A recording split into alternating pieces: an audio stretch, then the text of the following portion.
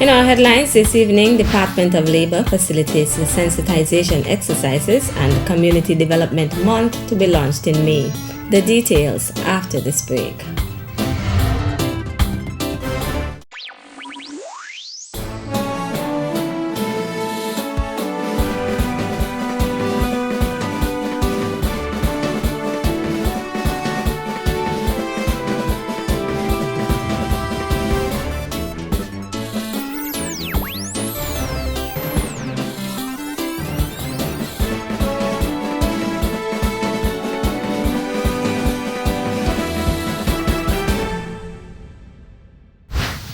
Good evening and welcome to the Nevis Newscast. Today is Wednesday, April 29th, 2015. I'm Donis Wilkinson Keynes. The Departments of Labor on St. Kitts and Nevis yesterday collaborated in an effort to bring awareness to schools and business places on Nevis of the need for safety at work. The sensitization exercises were in keeping with yesterday's observance of World Day for Safety and Health at Work, a commemoration designated by the International Labour Organization. Gary Liebert is the Chief Labour Officer at Nevis's Department of Labour. It is indeed a pleasure for the Nevis Labour Department to welcome our colleagues from the St. Kitts Labour Department for this collaborative effort. It is the first of its kind, and we look forward for much more, not only on World Safety Day, which is celebrated on April 20th, but many more on different days in the future. This initiative is to create a culture of prevention, to sensitize the general public the importance of safety in the workplace, and letting everyone know that they are responsible for keeping themselves safe on the job. The theme of yesterday's observance was joined in building a culture of prevention on occupational safety and health. The departments note that the development of a culture of prevention in schools calls for the inclusion of aspects of safety and health in school curricula. We visited the two high schools in Nevis, namely the Charleston Secondary and the Gingerland Secondary School. Our colleagues engaged the children in talk session. We presented written material as well as we showed videos on creating that culture of prevention.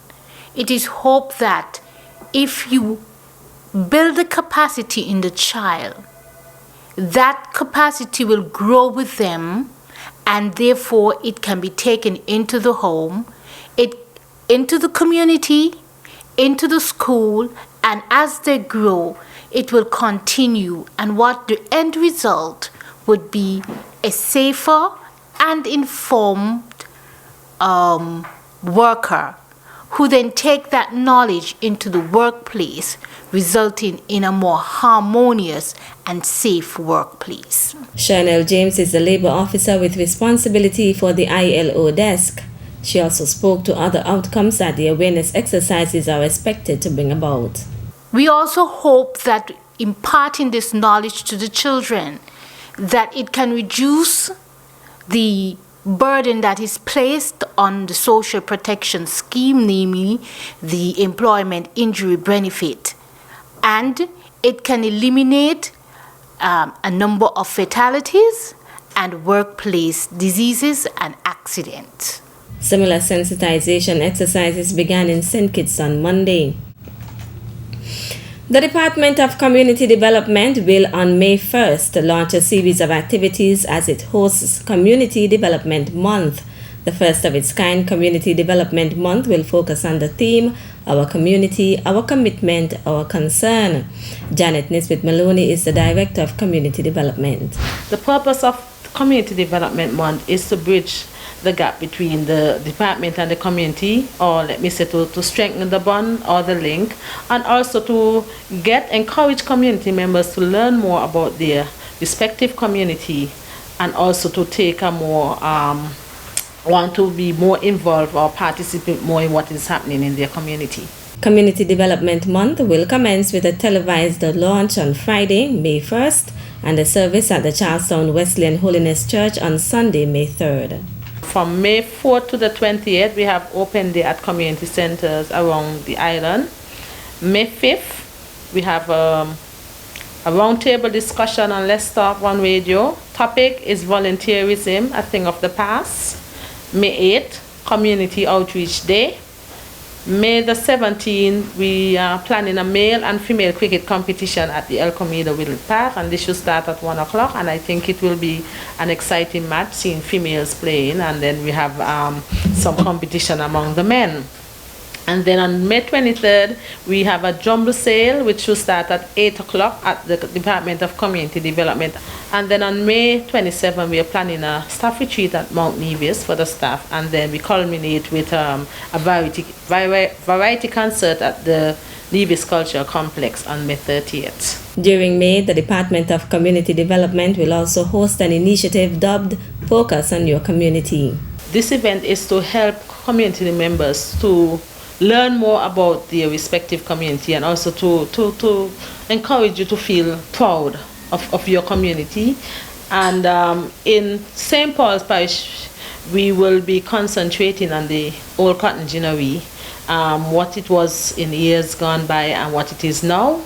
In St. John's Parish, we'll be concentrating or focusing on the fishermen in St. John's Parish and the contribution that they would have made to their community and the island at large.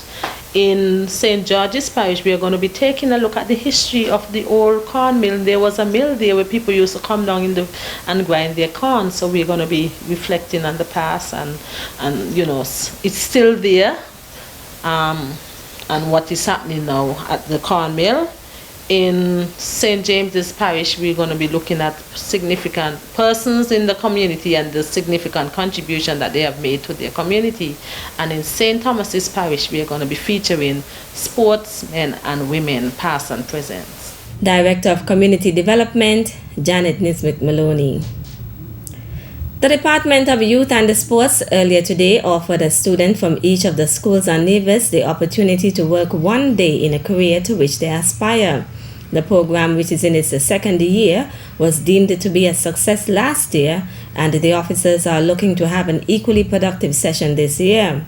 Youth Officer Lanicia Burke noted that the students were from grades 5 and 6 of the primary school and forms 1 and 2 of the secondary schools.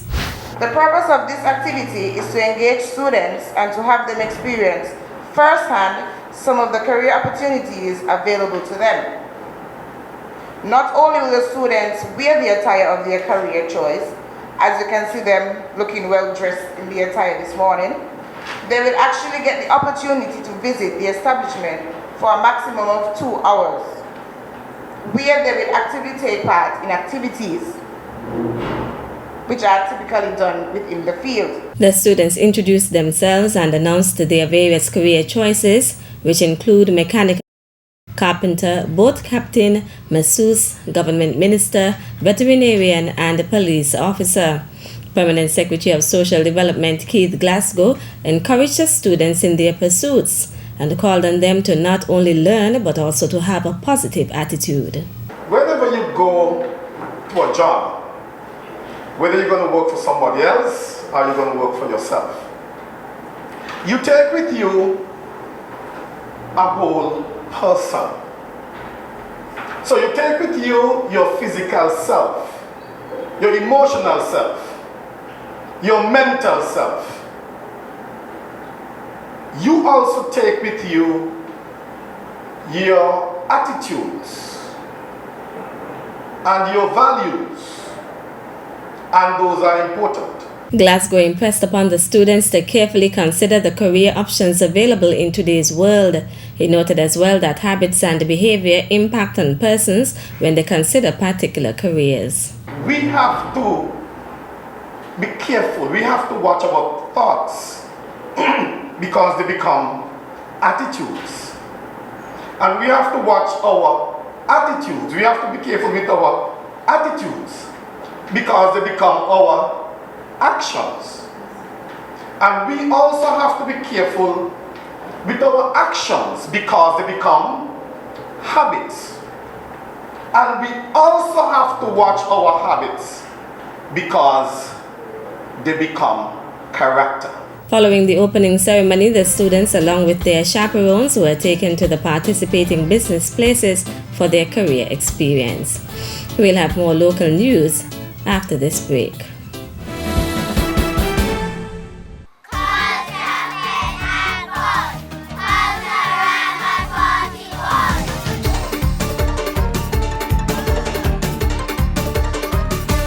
Culture, Fet and Fun.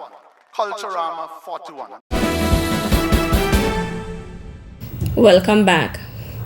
The body of the late Everett Hanley was expected to be laid to rest today following a service at the Charlestown Methodist Church.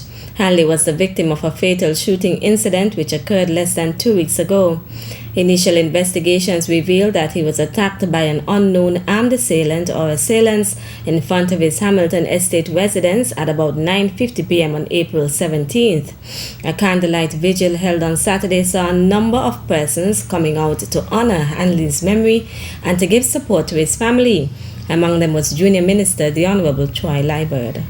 I want to say condolences to the family. This is a very tragic event. On behalf of the government, I want to say that no stone would be left unturned, because I believe that those who perpetrated this, the person or persons, should be brought to justice. And you have the commitment of the government that we will work hard with the police. We will give as much support as we can give to the police to ensure that those who perpetrated this crime and any other crime similar to this would be brought to justice. He urged those with information about the incident to also assist the police. Those who know anything, those who hear anything, we urge you to work with the police, go to the police, inform the police, so that people who perpetrate these types of things in our community, that they do not feel safe. Our communities must not be a safe haven for criminals. The candlelight vigil was organized by the Bank of Nevis Limited, where Hanley was employed. Everett Martin is the bank's general manager. Mr. Hanley has been someone who, those of you who knew him, was indeed the consummate professional. I don't think you could have met a person who was more professional than Mr. Hanley. He came to the Bank of Nevis about some 3 years ago, and I knew that Mr. Hanley was a serious banker, that he would not tolerate anything that should not be done as far as banking was concerned. He was, for us, someone who was very knowledgeable, someone who we depended on because of his tremendous experience over 35 years in banking throughout the Caribbean. I remember that he worked in St. Kitts, he worked in St. Martin, he worked in Antigua, he worked in Barbados, and of course we want to express sympathy to his family, his wife and his 2 children and his grandkids, and his siblings, brothers, sisters, and so on. I know that his wife is going to miss him tremendously, and his kids, and all of us will miss him tremendously. And so, once again, I may his soul rest in peace. The Ministry of Tourism says it is grateful for the contributions the late Lenora Joseph has made to propel the tourism sector in Nevis, saying she was a hard-working and conscientious member of the tourism family.